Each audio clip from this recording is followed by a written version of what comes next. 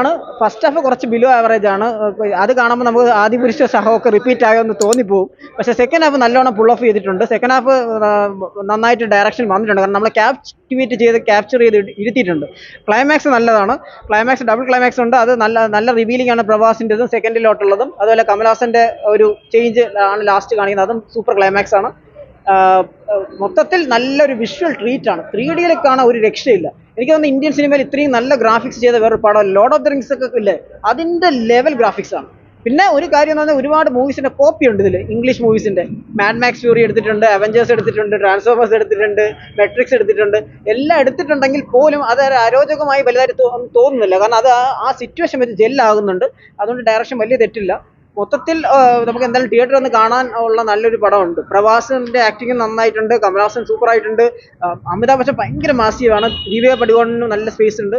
ദുൽഖർ സ്പേസിലില്ല, കുറച്ചേ ഉള്ളൂ. എനിക്ക് തോന്നുന്നു മലയാളത്തിൽ നിന്ന് എനിക്ക് അന്നാബെന്നിന് ഒരുപാട് സ്പേസ് കിട്ടിയിട്ടുണ്ട്. അന്നാബെന്നിന്റെ ആക്ടിങ് വളരെ മനോഹരമായിട്ടുണ്ട്. നന്നായിട്ട് അന്നാബെൻ ചെയ്തിട്ടുണ്ട്. മൊത്തത്തിൽ നല്ലൊരു മൂവി തന്നെയാണ്. ഫസ്റ്റ് ഹാഫ് കാണുമ്പോൾ ഒരു ചെറിയ ഡിസപ്പോയിന്റ്. ഇന്റർവെൽ പഞ്ചും അത്ര പോരാ. But till the end it was nice. എന്തായാലും കാണാം, തിയേറ്ററിൽ 3D കാണുക. ഓക്കെ ചേട്ടാ, നല്ല സിനിമ. പ്രഭാസ് അടിപൊളി. സിനിമ മഹാനദി ആ ഒരു ലെവലിലാണ് നമ്മൾ നോക്കിയത്. ആ ഡയറക്ടറിന്റെ പടം. അപ്പോൾ ആ ഒരു എക്സ്പെക്ടേഷനിലാണ് നമ്മൾ വന്നത്. പിന്നെ കൽക്കി അത്രയും ഹൈപ്പും കാര്യങ്ങളുണ്ട്, ക്യാമിയോസ് ഉണ്ടെന്ന് പറഞ്ഞപ്പോൾ പടം ഇറങ്ങുന്നതിന്റെ തലേന്ന് തന്നെ അത്രയും ഹൈപ്പും കാര്യങ്ങളൊക്കെ ജസ്റ്റ് കയറിയിട്ടുണ്ടായിരുന്നു. അതിനനുസരിച്ചുള്ള പടമാണ്. ഒരു രക്ഷയില്ല, വേറെ ലെവലാണ് പടം. തുടക്കം മുതൽ അവസാനം വരെ എൻഗേജിങ്ങും കാര്യങ്ങളൊക്കെയാണ്. വിഷ്വൽ എഫക്റ്റ് ആണെങ്കിൽ ഒരു രക്ഷയില്ല. ഹോളിവുഡ് ലെവൽ മേക്കിംഗ് ആണ് ചെയ്തിരിക്കുന്നത്. ഇത്രയും ബഡ്ജറ്റ് എന്ന് പറഞ്ഞാൽ ആ പടത്തിന് അനുസരിച്ചുള്ള എല്ലാം ഉണ്ട്. ഒരു രൂപ പോലും വെറുതെ കളഞ്ഞിട്ടില്ല. ഈ ഡയറക്ടറിനെ വിശ്വസിച്ച് പൈസ ഇറക്കുന്ന പ്രൊഡ്യൂസേഴ്സിനാണ് ഹാറ്റ്സ് ഓഫ് ചെയ്യേണ്ടത്. ചമ്മാരുള്ളൂ. സെക്കൻഡ് പാർട്ടിലാണ് പടം മൊത്തം വരുന്നത്. ആ സെക്കൻഡ് പാർട്ടിന് വേണ്ടി കട്ട മേടിക്കണം. എല്ലാം കൂടെ ഇവിടെ നിർത്തും. ഫസ്റ്റ് ഹാഫ് ലെവലിൽ ഇങ്ങനെ പോയാലും സെക്കൻഡ് ഹാഫ് ഭയങ്കര ലെവലാണ് പോകുന്നത്. ക്യാമിയോസ് ആണെങ്കിൽ എല്ലാവരുടെയും അമ്മാര് ലെവലിൽ തന്നെ പടം എടുത്തിട്ടുള്ളത്. ഒരു രക്ഷയില്ല. 3D ആണ് കണ്ടത്. നന്നായിട്ടുണ്ട്, കുഴപ്പമൊന്നുമില്ല.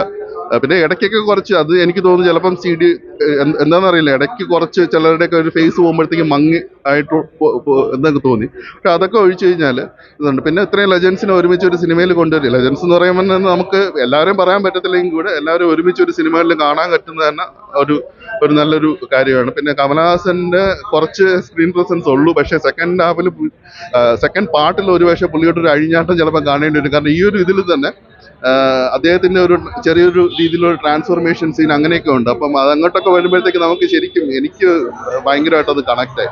അതുപോലെ തന്നെ അവസാനം ഇത് ആരാണ്, കാരണം ഈ ഒരു മഹാഭാരതത്തിൽ 1-2 ക്യാരക്ടേഴ്സിനെ ഇൻട്രൊഡ്യൂസ് ചെയ്യും. അതായത് ആ ഒരു വാർ ഫീൽഡിൽ വെച്ചിട്ട് ഇൻട്രൊഡ്യൂസ് ചെയ്യുന്നതല്ല, പറയുന്നുണ്ട്. പറഞ്ഞിട്ട് ഇങ്ങനെ കാണിക്കുമ്പോഴത്തേക്കും അത് വളരെ നല്ല രീതിയിൽ എനിക്ക് ഭയങ്കരമായിട്ടത് എനിക്ക് കണക്ട് ആയി. കുറെ നാളുകൾക്ക് ശേഷമാണ് ഈ അടുത്തിറങ്ങിയ മലയാള സിനിമകളെല്ലാം എനിക്ക് ഇഷ്ടപ്പെട്ടത് തന്നെയാണ്. പക്ഷെ നമ്മളൊരു പൈസ വസൂൽ എന്ന് പറഞ്ഞിട്ട് പറയൂലേ, ആ ഒരു രീതിയിൽ എനിക്ക് ഭയങ്കരമായിട്ട് കണക്ട് ആയി. ഒരുപക്ഷെ ഞാൻ ഭയങ്കരമായിട്ട് അതിഭീകരമായിട്ട് ഹോളിവുഡ് സിനിമകളെല്ലാം ഇരുന്ന് കാണാത്തൊരു വ്യക്തി ആയതുകൊണ്ടായിരിക്കും ഒരു സാധാരണ ഒരു ഇന്ത്യക്കാരൻ എന്നുള്ളൊരു കൺസെപ്റ്റിൽ എനിക്ക് എല്ലാം വളരെ നന്നായിട്ട് കണക്ട് ആയി. സെക്കൻഡ് പാർട്ട് ഇതിനേക്കാളും പൊളിച്ചടുക്കുമെന്ന് തന്നെയാണ്. അതിനുപരി എടുത്ത് പറയേണ്ടത് ഇതിന്റെ സംവിധായകനും അണിയറ പ്രവർത്തകർക്കുമാണ് ആദ്യത്തെ കൈയ്യടി പോകേണ്ടത്. ഞാൻ അഭിനേതാക്കൾക്ക് രണ്ടാമത് മാത്രമേ ഞാൻ കൺസിഡർ ചെയ്യൂ. കാരണം ആ ഒരു സംവിധായകന്റെ മനസ്സിൽ വന്ന ഒരു അവർ വിഷ്വലൈസ് ചെയ്യുമല്ലോ, അതിനനുസരിച്ചിട്ടാണല്ലോ ബാക്കിയെല്ലാം നടക്കുന്നത്. അപ്പം അവിടെയാണ് മെയിനായിട്ട് നമുക്ക് പോയിന്റ് കൊടുക്കേണ്ടത്. എല്ലാം കൊണ്ടും എനിക്ക് മികച്ച ഒരു അനുഭവം തന്നൊരു സിനിമ.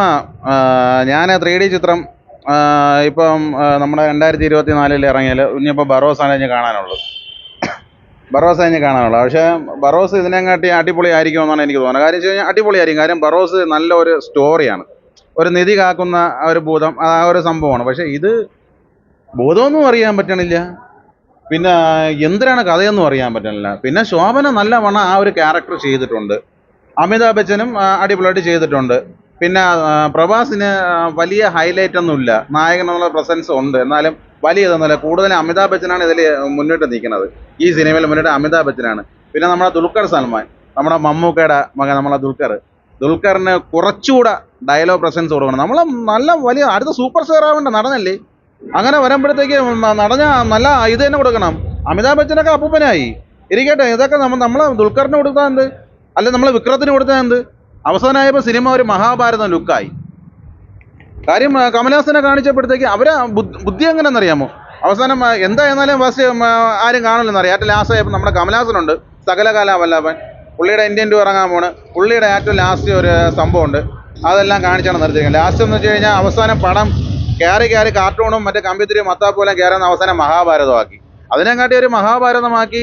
ആ മഹാഭാരതം സ്റ്റോറി പ്രഭാസിനെ വെച്ച് രാജമൗലി ഡയറക്ടറിനെ വെച്ച് ആ പടം ഈ 700 കോടിയൊന്നും ആവില്ല മഹാഭാരതം. അത് ചെയ്തതെങ്കിൽ ഇനി ഇപ്പോഴുള്ള യൂത്ത് തലമുറകൾക്ക് ഇനി ഉണ്ടാവുന്ന പിള്ളേർക്കും അതൊരു പ്രചോദനമായി ആ ഒരു സ്റ്റോറി മനസ്സിലാക്കുമായിരുന്നു.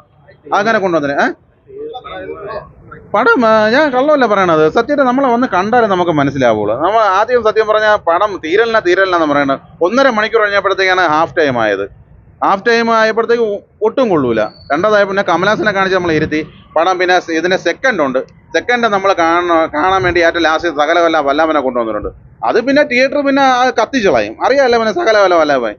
അമിതാഭ് ബച്ചനൊന്നും ഒന്നുമല്ല, കൂടുതലും അമിതാഭ് ബച്ചനെ തന്നെ. പ്രഭാസ് ഭയങ്കര ബാഹുബലി പോലെ ആയിട്ടുള്ളതൊന്നുമല്ല. രാജമൗലി ഉണ്ട് ഇതിൽ.